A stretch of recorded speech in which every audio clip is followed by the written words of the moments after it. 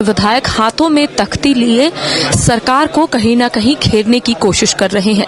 अलग अलग मुद्दों के साथ तमाम जो बीजेपी के विधायक हैं वो तख्ती लिए खड़े हैं और आप देख सकते हैं कि अलग अलग तख्तियों में अलग अलग विषय को लेकर चर्चाएं की गई हैं। राज्य की जनता कर रही पुकार जारी है।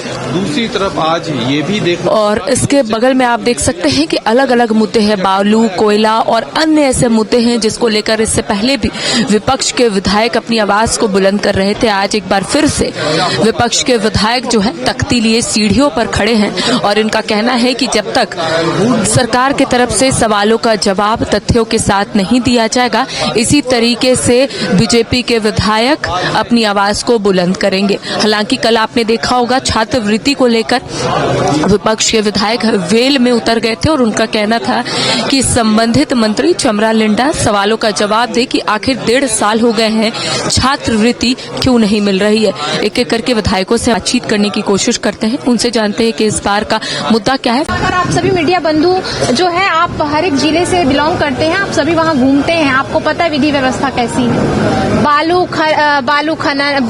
माफिया घूम रहे हैं, कोयला माफिया घूम रहे हैं, जमीन माफिया घूम रहे हैं, वही तो सरकार को चला रहे हैं, इसलिए सरकार चुप है। धान का जो रेट लगाया गया जी, तो बिल्कुल जो था वो 2450 रुपये रखा गया है जी। किसानों को एक बार फिर ठगा गया है। देखिए, किसान हमारे अन्नदाता को ये सरकार हमेशा से ठगते आई है, ये सरकार धोखा ही देते आई है। मैं सिर्फ किसान की बात क्या करूं, मैं प्रत्येक वर्ग की बात करती हूं, चाहे वो महिलाएं हो, बच्चे हो, छात्र हो, युवा हो, सभी को इस सरकार ने ठगने का काम किया है।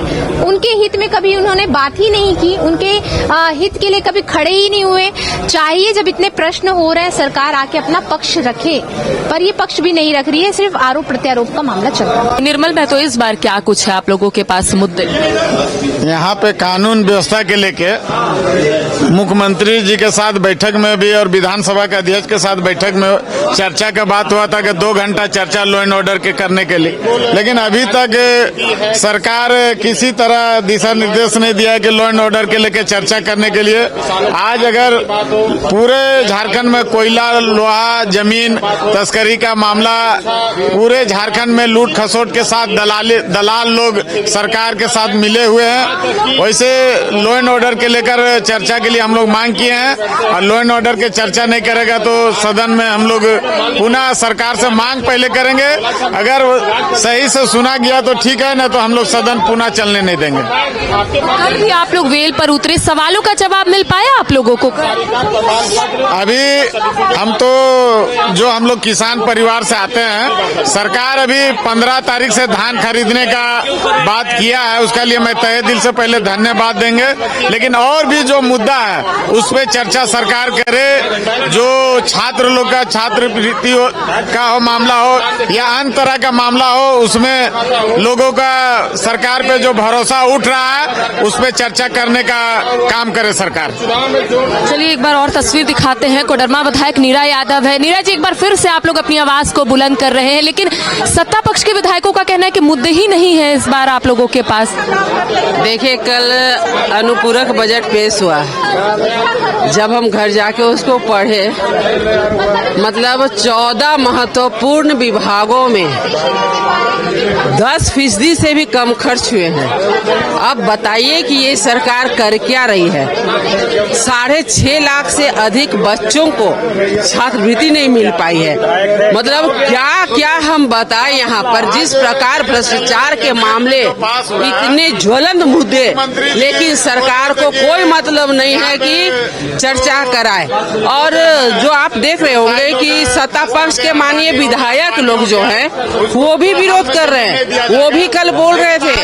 आज आप देखें सरकारी अस्पताल में करोड़ों की चोरी हो जाती है, किसके संरक्षण में चोरी हो रही है? माननीय मंत्री जी उसको एक्सेप्ट कर रहे, लेकिन वो बौखला रहे। अरे भाई, चोरी भी तो बोलिए कि हाँ हम लॉ एंड ऑर्डर ध्वस्त है हमारा, हम नहीं देख पा रहे हैं। वो बौखला रहे, नहीं इतने रुपये की चोरी नहीं हो, तो 1 ही करोड़ मात्र चोरी हुई है। मतलब समझ में नहीं आता है, गलती भी, चोरी भी और सीना जोरी भी, यही ये सरकार का चल रहा है। चंद्रलिंगा ने पूरा आंकड़ा दिखाया है कि स्कॉलरशिप के पैसे ही नहीं आ रहे। हमने अभी पहले ही कहा कि हमारे पास अनुपूरक बजट जो पेश हुआ उसका बुकलेट है और वो बुक को जब पढ़िएगा देखिएगा कि पेयजल स्वच्छता विभाग जैसे महत्वपूर्ण विभाग में 10% खर्च नहीं हुआ है। तब ये सरकार को पैसे का क्या जरूरत है? अरे जो है उसको तो पहले खर्च करिए। तो देखिए सीधी तस्वीर दिखा रहे हैं, बातचीत करते हैं। मंजू देवी भी है बीजेपी के विधायक के क्या मुद्दा है, क्योंकि सत्ता पक्ष के विधायकों का कहना है कि घूम फिर के आप लोगों के पास एक ही मुद्दे रहते हैं। तो हम लोग देखिए, हम लोग तो झूठ मूठ कर यहाँ पे थोड़े ना हम खड़े हैं। जो मुद्दे हैं, जो सरकार काम नहीं कर रही है, उसी को लेकर के हम खड़े हैं। आप देखिए होगा युवाओं के भविष्य के साथ खिलवाड़ कर रहा है, महिलाओं के साथ खिलवाड़ हो रहा है, किसानों के साथ खिलवाड़ हो रहा है। कोयला माफिया लोग यहाँ पर हावी है, पत्थर माफिया हावी है। सरकार ये युवाओं से ठग रहे हैं, महिलाओं के साथ, गरीब गुरबा के साथ ठगने का काम कर रहे हैं।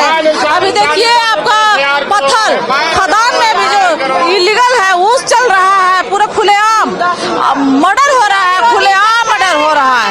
तो आए दिन घटना पे घटना हो रहा है। तो ये सरकार का लॉ एंड ऑर्डर में भी कोई कंट्रोल नहीं है।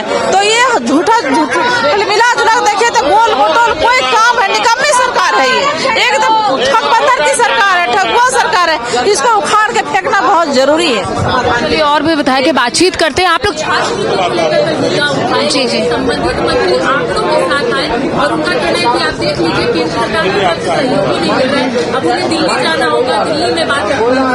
देखिए, हमने उनका बाइट सुना था, उन्होंने ये भी कहा था कि टेक्निकल इशू कहीं कहीं पे है।